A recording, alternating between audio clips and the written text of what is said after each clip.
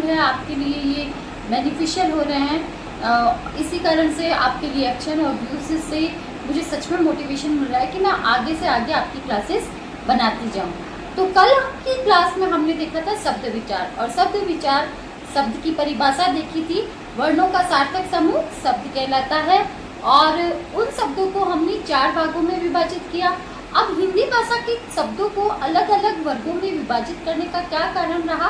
क्योंकि हिंदी जो भाषा है उसका जो विकास है वो पहले संस्कृत, फिर अपभ्रंश, फिर पाली, फिर प्राकृत, ऐसे करके इसका जो विकास है, और इसके अंदर कई बोलियों, उपबोलियों, देसी भाषाओं का, विदेशी भाषाओं का और कई तरीके के मिक्स शब्दों का भी यहाँ पर प्रचलन बढ़ा, कई तरीके के संकर शब्दों का यहाँ पर प्रचलन बढ़ा। इसी कारण जो हिंदी के साहित्य में जो शब्दों का संकलन है वो अलग अलग प्रकार से है। इसीलिए यहाँ पर हिंदी के जब शब्दों का वर्गीकरण करते हैं हम, तो हम इसे अलग अलग भागों में डिफाइन करते हैं। तो कल हमने उत्पत्ति के आधार पर, रचना के आधार पर, प्रयोग के आधार पर और अर्थ के आधार पर 4 भेद किए थे। आज हम उत्पत्ति के आधार पर जो हमने शब्दों का वर्गीकरण किया था, उत्पत्ति के आधार पर जो हमने शब्दों का वर्गीकरण किया था वो हमने 4 भागों में किया था। तत्सम, तद्भव, देशज और विदेशी। और रचना के आधार पर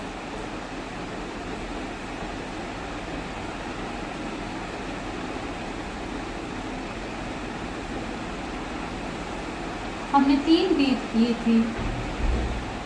रचना मतलब शब्दों की बनावट, किस तरीके से ये शब्द बने हैं। रूढ़ है, कुछ शब्द मिलकर बनते हैं तो वो यौगिक कहलाएंगे, और कुछ शब्द योग रूढ़ होंगे।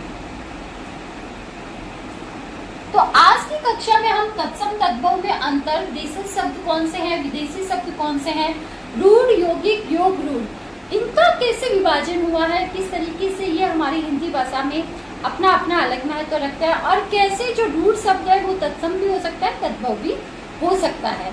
तो आगे की कक्षा आपके लिए बहुत ही बेनिफिशियल होने वाली है। आगे पढ़ते हैं। चलिए, तत्सम, ये 2 शब्दों से मिलकर बना है। तत् मतलब उसकी, सम मतलब समान। तत्सम उसके समान। तद्भव, तद मतलब उससे, भव मतलब उत्पन्न। तत् मतलब उसके, किसके समान? संस्कृत भाषा के समान। उस तत् मतलब संस्कृत भाषा। तो ऐसे शब्द जो संस्कृत भाषा की शब्द है,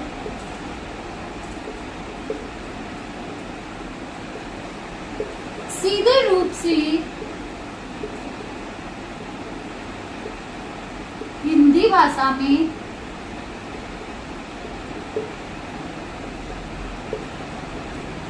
प्रयोग में लाए जाते हैं। तत्सम मतलब उसके समान, किसके समान? संस्कृत भाषा के समान। संस्कृत भाषा के जो शब्द है वो एज इट इज उसी मूल रूप में हमारे हिंदी के अंदर इस्तेमाल किए जा रहे हैं, वो कहलाते हैं तत्सम शब्द। जैसे कि पुष्प, जैसे कि जल। अब पुष्प, जल ये हम हिंदी भाषा में भी इस्तेमाल करते हैं और मूल रूप से संस्कृत का शब्द भी यही है।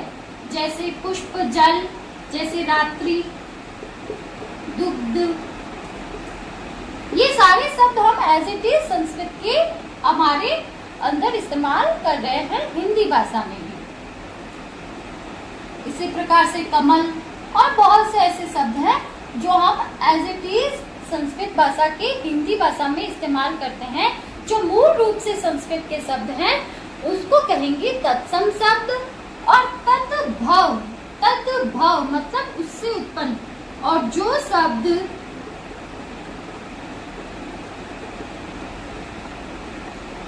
संस्कृत के हैं लेकिन कुछ परिवर्तन के साथ उसमें कुछ उत्पन्न हो गया, कुछ परिवर्तन उत्पन्न हो गया, कुछ परिवर्तन के साथ उत्पन्न, कुछ परिवर्तन के साथ हिंदी में प्रयोग में लाए जा रहे हैं। अब ऐसे शब्द कौन से हैं? जैसे रहा पर रात्रि की बात करें तो हम हिंदी साहित्य के अंदर रात्रि शब्द भी मिल जाता है और रात्रि का रात भी मिल जाता है। जैसे हिंदी साहित्य में दुग्ध भी मिल जाता है और दूध जो शब्द बना है, रात्रि से जो रात बना है वो तद्भव है। ये तत्सम रूप हो गया इसका, ये तद्भव रूप। दुग्ध का दूध तद्भव रूप हो गया, रात्रि का रात तद्भव रूप हो गया। लेकिन कुछ शब्द के एज इट इज, जैसे जल का तद्भव कुछ नहीं है, कमल का तद्भव कुछ भी नहीं है। जैसे काका से कोवा बन गया, जैसे मक्षिका से मक्खी बन गया।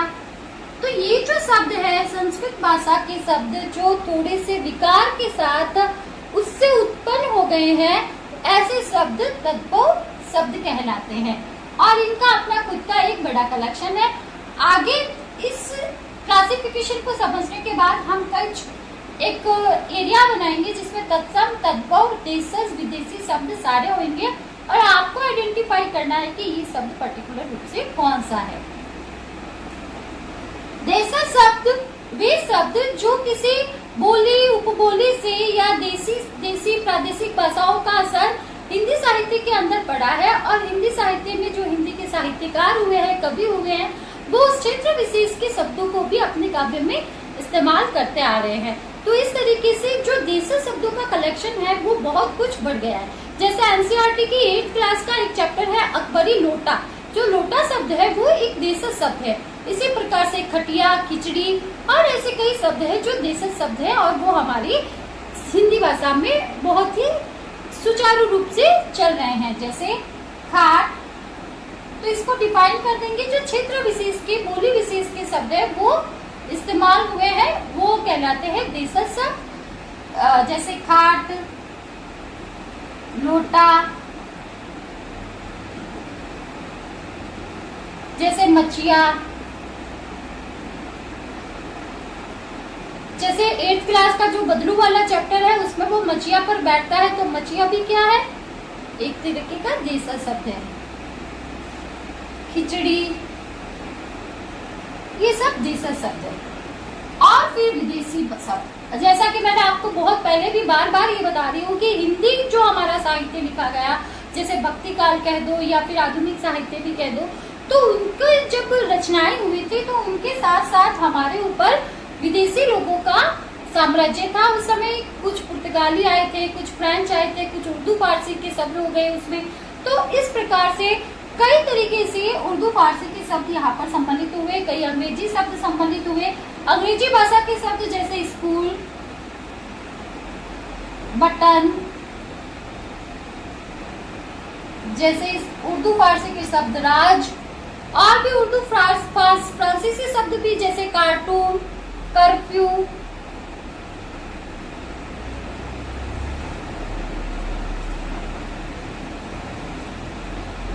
तो इस प्रकार से कई विदेशी शब्दों का समावेश हो गया। आगे इसकी एक पीडीएफ शेयर की जाएगी जिसमें आपको कई तत्सम शब्द और तत्सम से जो तद्भव बने हैं वो शब्द, देशज शब्द कौन कौन से हिंदी साहित्य में प्रयोग में लिए जा रहे हैं वो, और विदेशी शब्द कौन कौन से हैं, इनका पूरा एक आपको चार्ट शेयर किया जाएगा।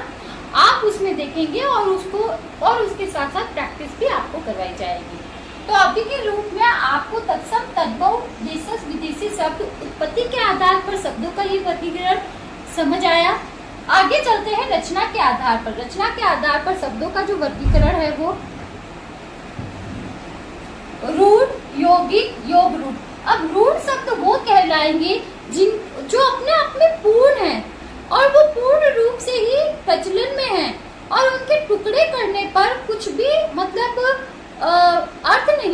होता है। जैसे कि रूढ़ शब्द वो है, ऐसे शब्द जो प्रचलन में पूर्ण है, जिनके खंड करने मतलब टुकड़े करने पर कोई अर्थ नहीं निकलता। ऐसे बहुत से शब्द है, जैसे कि जल ही देख लो, जल। अब ये जल रूढ़ शब्द है। अब जल के अगर टुकड़े करेंगे तो इसका कोई अर्थ नहीं निकलेगा, जल कुछ भी नहीं निकलने वाला। जैसे कि कमल हो गया, जैसे कि पानी हो गया, जैसे बहुत से ऐसे शब्द हैं जो अपने आप में पूर्ण है। गज हो गया, हाथी, इस प्रकार से कई ऐसे शब्द हैं जो रूढ़ हो चुके हैं। यौगिक शब्द वे होते हैं, योग का मतलब होता है मिला हुआ, योग का मतलब मिला हुआ, जुड़ा हुआ। ऐसे शब्द जो दो शब्दों से मिलकर बना है, उसमें उपसर्ग प्रत्यय आदि मिलकर बना हुआ है, वो शब्द यौगिक शब्द कहलाएंगे। जैसे कि पाठ और शाला, दो शब्द मिलके बना पाठ शाला। जैसे कि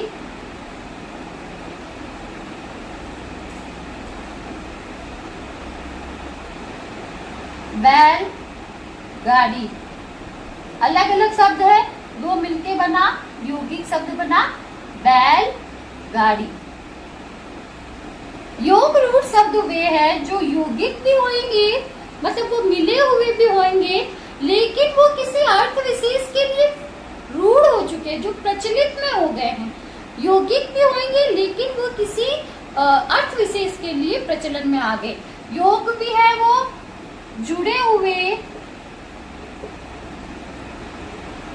शब्द जो किसी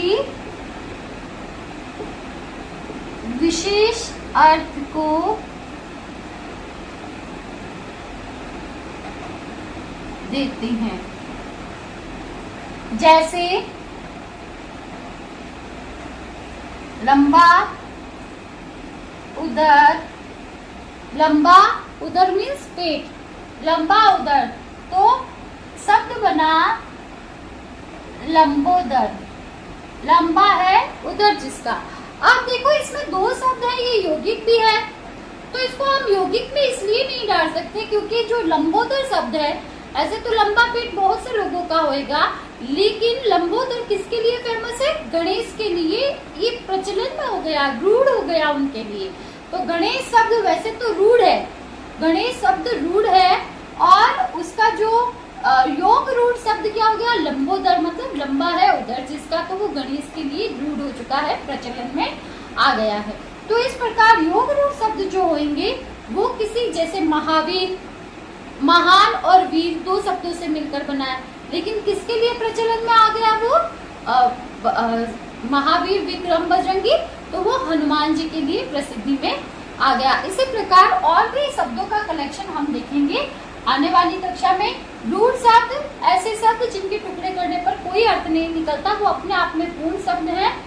यौगिक जो दो शब्दों से मिलकर बना है या फिर उपसर्ग प्रत्यय जुड़कर नए शब्द बने हैं, ऐसे शब्द जैसे इतिहास प्लस एक ऐतिहासिक जो शब्द है वो भी यौगिक शब्द होगा। जैसे प्रकृति प्लस एक प्राकृतिक शब्द है वो भी यौगिक शब्द ही होगा। ऐसे शब्द जिसमें स्वागत, सु प्लस आगत, अच्छे प्रकार से किसी का आगमन करना, स्वागत शब्द जो है वो भी किसमें आ गया? यौगिक में।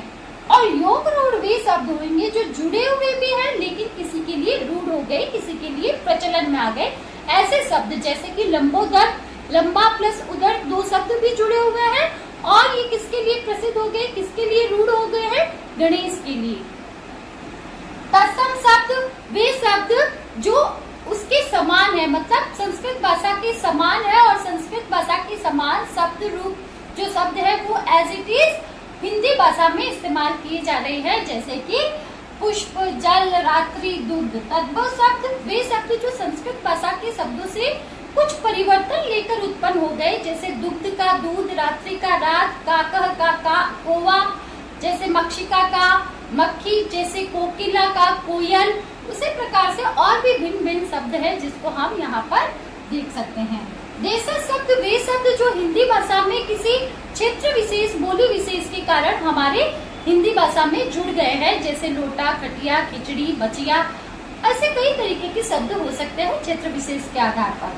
विदेशी शब्द ऐसे शब्द जो विदेशी भाषाओं के प्रचलन से हिंदी भाषा में आ गए या विदेशियों के संपर्क में रहने के कारण हमारी हिंदी भाषा में जुड़ गए, जैसे स्कूल, बेल्ट, बटन, कर्फ्यू, जिस प्रकार से कार्टून। तो ये उर्दू, फारसी और फ्रांसीसी, पुर्तगाली और अंग्रेजी शब्द से कई प्रकार से अलग अलग इनको भी विभाजित किया जा सकता है। तो इस कक्षा में हमने शब्दों का वर्गीकरण उत्पत्ति के आधार पर और रचना के आधार पर देखा। उसके बाद में शब्दों का जो वर्गीकरण है वो अर्थ के आधार पर भी है और प्रयोग के आधार पर। प्रयोग के आधार पर हमने देखा, पर हम देखेंगे विकारी शब्द और अविकारी शब्द। विकारी शब्द वे होंगे जिनमें कुछ परिवर्तन हो सकते हैं और अविकारी शब्द वे होते हैं जिनमें कुछ परिवर्तन नहीं होता। परिवर्तन का मतलब है लिंग वचन आदि जिनके बदल जाते हैं वो तो होते हैं विकारी। और लिंग वचन किसके बदलते हैं नॉर्मली? विशेषण, संज्ञा, सर्वनाम। तो ये विकारी शब्द होंगे। और अविकारी शब्द कौन से होंगे? जिनमें लिंग वचन आदि का कोई परिवर्तन नहीं होता है, जैसे क्रिया विशेषण हो गया, समुच्चय बोधक हो गया, संबंध बोधक शब्द हो गए और अव्यय आदि पद हो गया। क्रिया विशेषण जैसे धीरे धीरे, जल्दी जल्दी, इन शब्दों में कभी कोई परिवर्तन आता नहीं है। लिंग वचन की दृष्टि से कोई परिवर्तन नहीं होता, तो ऐसे शब्द अविकारी शब्द कहलाएंगे। तो प्रयोग के आधार पर जो दो भेद है, विकारी और अविकारी, और एक हमारा है अर्थ के आधार पर। अर्थ के आधार पर भी सार्थक, निरर्थक, ये दो भेद हो सकते हैं। सार्थक जो शब्द है उसमें जैसे पर्यायवाची और ये सारे हम देखेंगे, पर्यायवाची, विलोम शब्द। और निरर्थक जो शब्द है वो शब्दों की कैटेगरी में नहीं आता। निरर्थक शब्द वे है जैसे हम बोलते हैं चाय शाय, नाश्ता वास्ता। तो चाय अपने आप में सार्थक है, शाय अपने आप में निरर्थक है। नाश्ता वास्ता, नाश्ता शब्द सार्थक है, वास्ता निरर्थक है ना। इसी प्रकार से ये जो शब्दों का कलेक्शन है वो हिंदी भाषा में इसलिए करना पड़ा क्योंकि हिंदी जो है अपने आप में बहुत विस्तार लिए हुए भाषा है। इस पर कई तरीके की क्षेत्र विशेष का असर है, कई तरीके की विदेशी भाषाओं का असर है। तो मेरे ख्याल से ये जो क्लास है शॉर्ट रूप में मैंने आपको कंटेंट समझाने की कोशिश की है। वेरियस एग्जाम्पल्स आप किसी भी एनसीईआरटी के ग्रामर की बुक से भी देख सकते हो और यहाँ पर भी आपको पीडीएफ शेयर की जाएगी। अब आप अगर एग्जाम्पल्स को देखते हो, अगर आपको लेबलिंग समझ में आ गई है और एग्जाम्पल्स को आप आइडेंटिफाई करने के लिए देखते हैं तो आपके लिए बहुत बेनिफिशियल होएगा। तो आगामी कक्षा में मैं इसकी कई तरीके के एग्जाम्पल्स लेकर आऊंगी और अर्थ के आधार पर और प्रयोग के आधार पर जो सार्थक और निरर्थक और प्रयोग के आधार पर हमारे विकारी और अविकारी। एक यहाँ पर जो देशी और विदेशी है, उत्पत्ति के आधार पर एक संकर और भेद होता है। संकर का मतलब ही क्या होता है? मिश्रण किया हुआ, जिसमें दो भाषाओं से मिश्रित शब्द है, स्रोत के आधार पर मिश्रित शब्द है। अब जैसे अगर हम देखें लाठी चार्ज शब्द है, लाठी चार्ज, लाठी तो हिंदी शब्द है, चार्ज जो शब्द है वो अंग्रेजी भाषा का शब्द है। तो दो भाषाओं के मिक्स करके जो शब्द बन गया वो कहलाएगा संकर शब्द। जैसे कि रेलगाड़ी, रेल अंग्रेजी शब्द है, गाड़ी हिंदी शब्द है, तो रेलगाड़ी जो शब्द है वो संकर शब्द है। तो ऐसे शब्द जो दो भाषाओं के मिश्रण से मिलकर बना है वो शब्द संकर शब्द कहलाएंगे। तो उत्पत्ति के आधार पर तत्सम, तद्भव, देशज, विदेशी और संकर शब्द प्रचलन में हैं। तो आज की कक्षा आपके लिए महत्वपूर्ण रहेगी।